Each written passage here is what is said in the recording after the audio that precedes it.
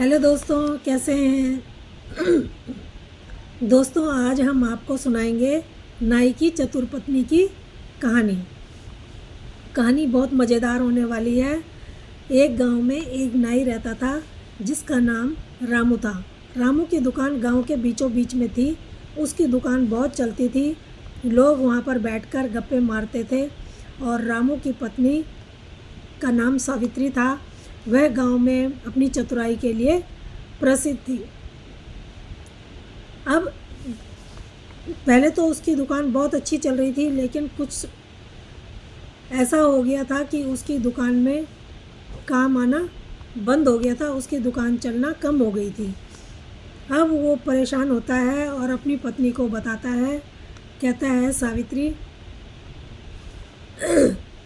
मेरी दुकान आजकल नहीं चल रही है, इसलिए परेशानी हो रही है। वो कहती है कि परेशान होने की कोई बात नहीं है। आप नए अंदाज में बाल काटो, कुछ ऐसा करो कि लोग तुम्हारी दुकान में आए। वो नए अंदाज से जब दूसरे दिन दुकान में जाता है, दुकान में एक ग्राहक आता है। वो उसके नए अंदाज से बाल काटता है और उसके साथ हंसी मजाक भी करता है। ये अंदाज लोगों को बहुत पसंद आता है और उसकी दुकान में फिर भीड़ जुटना शुरू हो जाती है। उसकी इनकम होनी अच्छी हो जाती है। ज़मींदार को जब पता चलता है तो वो भी उसको अपने पास अपनी दाढ़ी काटने के लिए बुलाना चाहता है।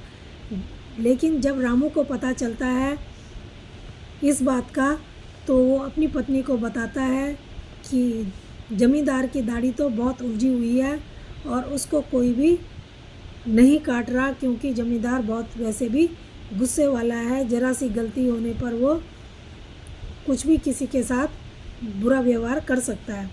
वो कहती है, तुम घबराओ मत, जैसा मैं तुम्हें बोलती हूँ तुम वैसा ही करते जाओ। वो कहता है, ठीक है। अब दूसरे दिन ज़मींदार के यहाँ से रामू को बुलावा आता है। रामू वहाँ जाता है और उसकी दाढ़ी देख करके वो ज़मींदार की दाढ़ी देख के डर जाता है।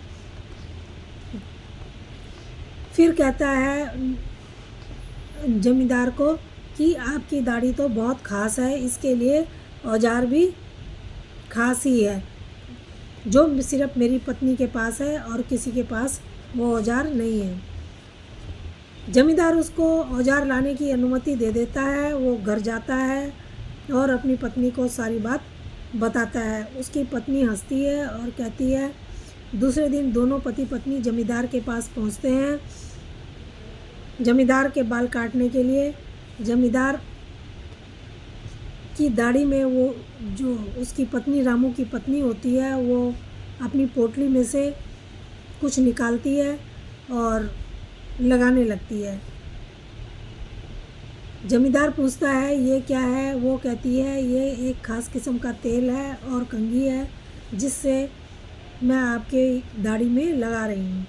वो दाढ़ी में तेल लगाती जाती है और दाढ़ी मुलायम होकर के अपने आप ही सुलझने लगती है और वो कंघी से और सुलझ जाती है। वो अपने पति को इशारा करती है और रामू उनके दाढ़ी काटना शुरू कर देता है, जिससे बहुत वो अच्छे से दाढ़ी काट पाता है।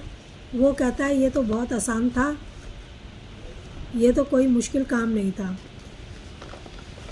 अब उसके जो ज़मींदार होता है उसके हिसाब से दाढ़ी काट दी जाती है, जैसा ज़मींदार बताता है। ज़मींदार बहुत खुश होता है उसकी पत्नी की चतुराई देख करके और कहता है कि तुम बहुत चतुर हो, क्या तुम मेरे सवालों के जवाब भी दे सकती हो। वो कहती है कि हाँ, क्यों नहीं, मैं पूरी कोशिश करूँगी। वो कहता है, तुम्हें मेरे 3 सवालों के जवाब देने होंगे। अगर तुम मेरे 3 सवालों के जवाब दे दोगी तो मैं तुम्हें और तुम्हारे पति को इनाम दूंगा। अब कहता है कि मेरा पहला सवाल है, इस दुनिया में सबसे तेज़ दौड़ने वाली चीज़ क्या है। तो सावित्री ने कुछ सोचा और फिर कहा, महाराज, सबसे तेज़ दौड़ने वाली चीज़ इंसान की सोच है। इंसान की सोच जहाँ जा सकती है 1 मिनट में वहाँ और कुछ भी नहीं जा सकता। इसलिए इंसान की सोच सबसे तेज है। जमींदार चुप रहता है, कुछ नहीं कहता। कहता है ठीक है, मैं अब दूसरे सवाल की बारी है। सबसे भारी क्या चीज़ है? तो महाराज वो कहती है सबसे भारी चीज़ वचन होती है, क्योंकि वचन दे जो कोई देता है उसका निभाना बहुत ही कठिन काम होता है।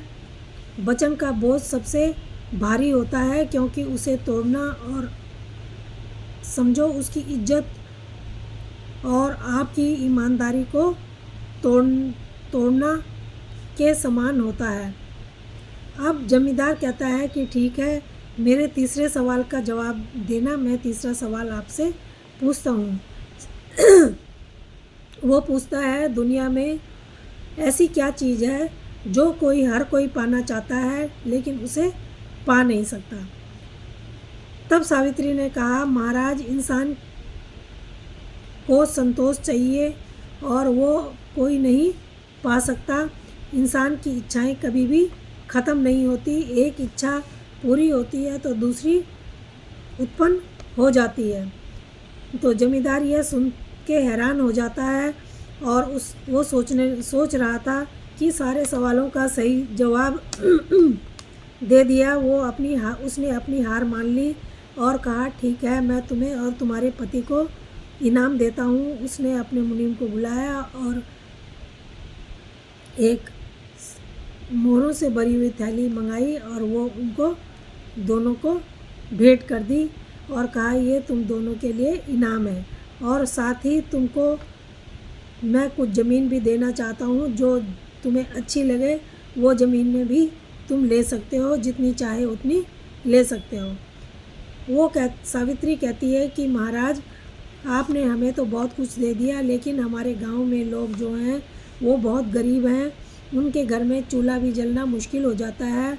आप उनके में जो हमें दे रहे हो उसमें से कुछ उनको भी दे दीजिए, हमें इतना नहीं चाहिए। जमींदार उसकी बात सुनकर बहुत खुश होता है और कहता है कि ठीक है। जमींदार उन लोगों को भी, जो सारे गांव के लोग होते हैं, उनको भी अन्न धन दे देता है, जिससे गांव के लोग सावित्री की बुद्धि की चतुराई देखकर बहुत प्रसन्न होते हैं और उसको दुआएं, दोनों को पति पत्नी को दुआएं देते हैं। तब दोस्तों, ये आपको कैसी लगी कहानी? अगर अच्छी लगी हो तो प्लीज़ लाइक और सब्सक्राइब ज़रूर करना। धन्यवाद।